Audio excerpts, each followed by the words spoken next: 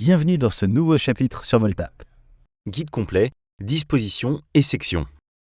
Voyons comment placer des éléments à l'écran sur votre application. Nous allons placer les nœuds, changer leur position et gérer leurs différentes tailles à l'écran. Contrairement à un logiciel de design comme Figma par exemple, sur Voltap, on ne peut pas placer de façon arbitraire les éléments à l'écran parce qu'on ne sait pas à l'avance quelle taille va faire l'écran de l'utilisateur.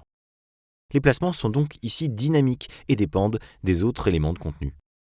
Petit nota bene technique, Voltap se base sur les flexbox de CSS, ce langage qui permet de définir le design d'un site web. Sauf qu'au lieu de décrire du code CSS, on va directement pouvoir manipuler les attributs de différents nœuds visuellement. Mais ne vous inquiétez pas, si vous aimez le CSS, vous pourrez toujours l'injecter directement dans Voltap. Continuons sur notre méthode visuelle de design. Tout d'abord, parlons du composant disposition, de l'attribut disposition, qu'on va retrouver dans des nœuds comme section, qui va nous aider à placer les différents nœuds enfants qui sont dans notre nœud, comme par exemple sous un nœud section. On va pouvoir y définir l'ordre horizontal ou vertical du placement de ces enfants. Il existe de nombreux nœuds de design qui sont tous regroupés dans la catégorie mise en forme du menu des nœuds. Overlay, par exemple, est un nœud qui va nous permettre de superposer d'autres nœuds. Grille va nous permettre d'afficher des nœuds sur une grille extensible et modulable. Fenêtre modulaire va nous permettre de créer une fenêtre par-dessus l'application, comme par exemple une pop-up. Parlons de la visualisation de votre application sur différents appareils que l'on va simuler. Dans la barre d'outils en haut, il existe un menu appareil pour visualiser notre application en simulant la vue sur plusieurs formats, comme un ordinateur spécifique, une tablette ou un téléphone spécifique. L'option responsive prendra toute la place disponible par votre écran, bien sûr dans la zone de l'éditeur. Changeons la taille du navigateur et vous voyez que la vue responsive de l'éditeur s'adapte. Mais pour l'instant, restons sur l'appareil MacBook Air. Parlons de la taille des nœuds. Les contenus ne vont pas par défaut jusqu'au bout de l'écran car les dispositions des nœuds sont sous l'option Fit, c'est-à-dire que les contenus des nœuds définissent la largeur et la hauteur du nœud. En rajoutant des caractères au nœud texte, on le fait par exemple s'agrandir. Son contenu dirige sa taille. On le voit encore mieux en changeant le fond du texte.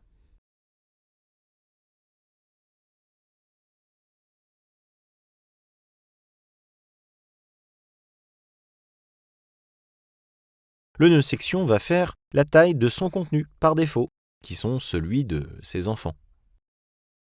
Si l'image est le contenu le plus large, donc section a la largeur identique à ce contenu.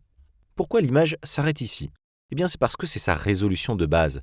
En la changeant, en prenant une image sur la base d'image Unsplash par exemple, généralement grande, on voit que la section s'agrandit. Si je change l'image à une résolution spécifique, la section s'adapte toujours. Mais si je change la largeur de la section de l'option Fit à l'option 100%, cela prendra 100% de la taille du nœud parent, à savoir toute la largeur de l'écran, puisqu'il s'agit de la section la plus haute.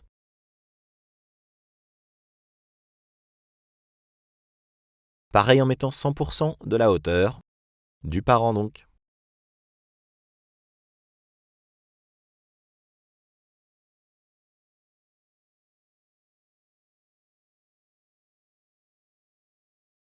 En changeant d'appareil, l'image reste d'une taille spécifique, mais la section s'adapte toujours.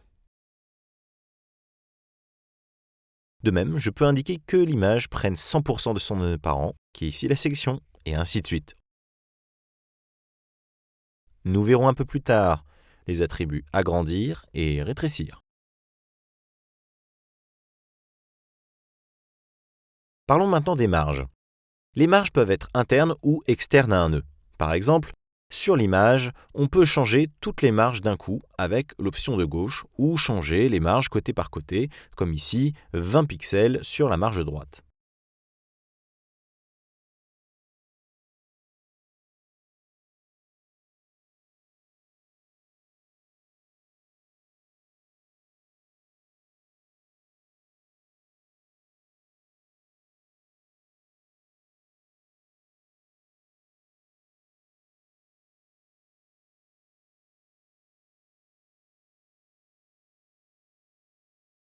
Je peux mettre des marges internes qui, comme on peut le voir, restent à l'intérieur du nœud. Si je change l'image avec un fond blanc, on peut mieux visualiser cela. Les marges peuvent s'exprimer aussi en pourcentage de la taille du nœud, comme 50% de marge gauche.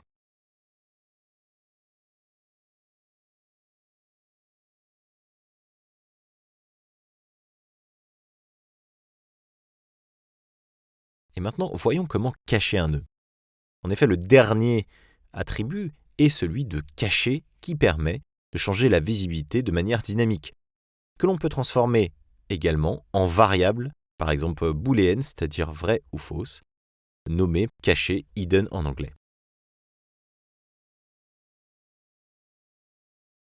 Si je change le nom du bouton pour cacher l'image, que je personnalise son code avec son graphe et ensuite que j'indique que si l'utilisateur clique sur le bouton, je définis la valeur de la variable cachée, donc hidden, à vrai par défaut, eh bien, le nœud sera caché. Cela fonctionne. Cela peut être très pratique pour ne garder que les nœuds indispensables à l'écran en fonction d'une taille d'appareil ou de l'accès à un type d'utilisateur par exemple. Tous les nœuds visuels ont donc des dispositions. Regardons plus en détail maintenant le nœud section. Remettons-le à 100 pixels. Supprimons notre bouton.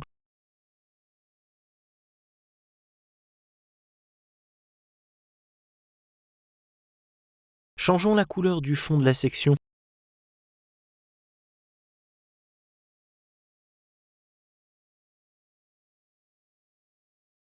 Et mettons une marge interne de 20 pixels. Rajoutons 3 nœuds enfants texte. Car maintenant, nous allons voir la direction.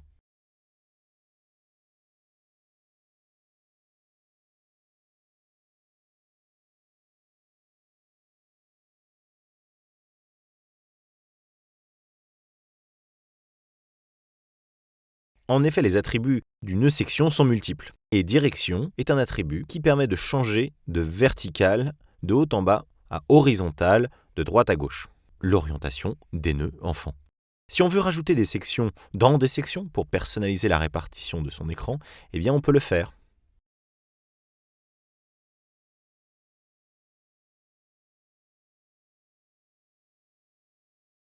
C'est finalement une organisation à tiroir.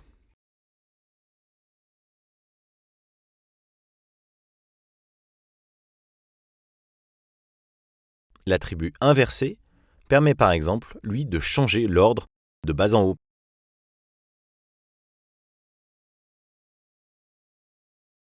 Regardons maintenant aligner et répartir. Aligner permet de répartir sur l'axe secondaire les nœuds enfants. Aligner à gauche, au centre, à droite ou de façon équidistante. Répartir permet de faire de même sur l'axe principal. Aligner en haut, au centre, en bas ou de façon équitable avec une distance des deux bordures 2 fois plus petite que celle de l'espace entre les éléments. Ou par exemple, sans distance de bordure. Ou exactement la même distance équidistante partout, au niveau des bordures, qu'entre les différents éléments. Vous pouvez jouer avec les attributs aligner et répartir pour bien organiser votre contenu.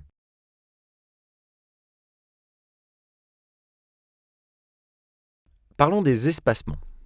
Espacement va quant à lui définir un espacement en pixels égal entre chaque nœud de la section.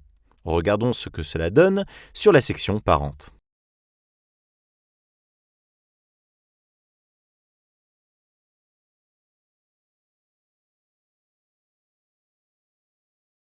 Et maintenant sur la section enfant.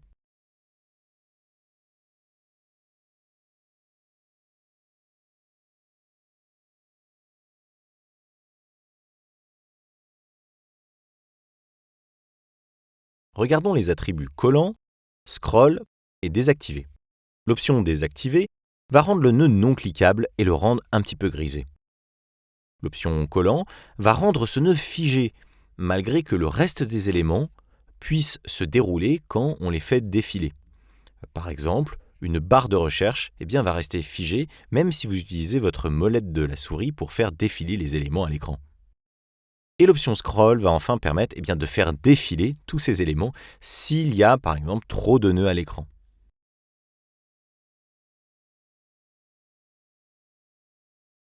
On va diminuer la taille de la section, par exemple pour éviter que tous ces nœuds ne dépassent. Et ensuite, on va activer Scroll. On peut afficher un défilement infini de contenu. L'option Agrandir permet de gérer différentes tailles d'écran. Ne gardons que 3 nœuds pour simuler un site internet, par exemple.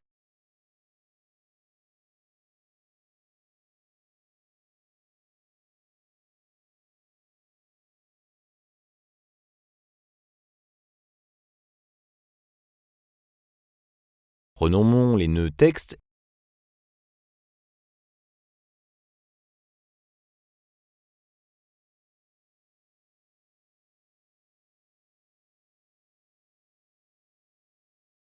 et donnons-leur des couleurs différentes.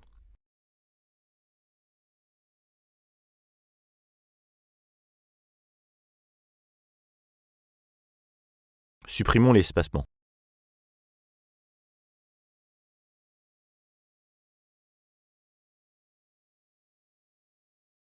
Mettons largeur en tête à 100 pixels.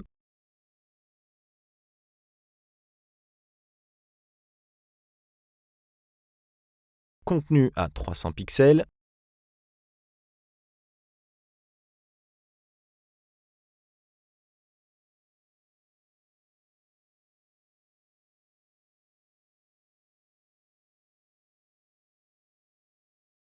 Et pied de page à 100 pixels. Je veux que le contenu prenne le maximum de la taille disponible en poussant le pied de page. Si pied de page a une hauteur de 100 pixels, en-tête a une hauteur adaptée à son contenu. Définir la taille restante de contenu serait difficile. Cliquons pour contenu sur l'option Agrandir et indiquons qu'elle est vraie. On voit alors que le contenu va automatiquement s'agrandir pour s'adapter. Agrandir est une option qui fonctionne bien sur différentes tailles d'écran. Si on utilise plusieurs fois agrandir en dupliquant le nœud contenu, on voit que les deux nœuds se répartissent de la taille maximale possible et donc en prennent la moitié chacun. Enfin, regardons l'option rétrécir. Supprimons des nœuds. Passons-les à l'horizontale.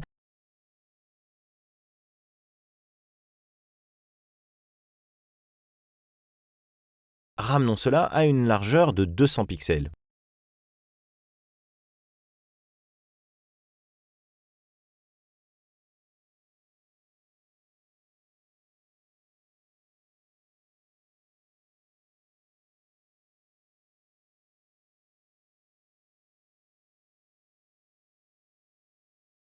Si je suis sur un appareil avec un écran trop petit, les tailles fixes sont problématiques car on ne peut pas voir tous les éléments à l'écran. Si je clique pour contenu sur rétrécir et vrai, alors je dois faire moins de 200 pixels pour afficher d'autres éléments. Et il se réduira. N'hésitez pas à jouer avec disposition et section pour créer des écrans dynamiques qui s'adaptent à toutes vos tailles d'écran. Et voilà, c'est tout pour ce chapitre. Je vous redonne rendez-vous au prochain.